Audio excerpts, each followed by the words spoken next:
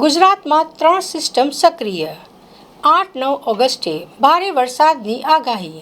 રાજ્યમાં વરસાદનું જોર ઘટ્યા બાદ વધેલા ઉકળાટ અને બફારા વચ્ચે હવે હવામાન વિભાગે ફરી એકવાર મેઘમહેરની આગાહી કરી છે. હવામાન વિભાગના જણાવ્યા અનુસાર રાજ્યમાં ફરી ગાજવીજ અને તેજ પવન સાથે ભારે વરસાદ પડી શકે છે. હાલમાં મોન્સૂન ટ્રફ અને વેસ્ટર્ન ડિસ્ટર્બન્સ સહિત કુલ 3 અલગ અલગ વાતાવરણીય સિસ્ટમ સક્રિય થઈ છે, જેના કારણે 8 અને 9 ઓગસ્ટના રોજ દક્ષિણ ગુજરાત અને મધ્ય ગુજરાતના કેટલાક જિલ્લાઓમાં મુશળધાર વરસાદ પડવાની પૂરી શક્યતા વ્યક્ત કરવામાં આવી છે. 8 અને 9 ઓગસ્ટે ખાસ કરીને વડોદરા, આણંદ, ખેડા, સુરત, નવસારી અને વલસાડ સહિતના જિલ્લાઓમાં ગાજવીજ અને ભારે પવન સાથે મેઘરાજા ધમાકેદાર બેટિંગ કરી શકે છે.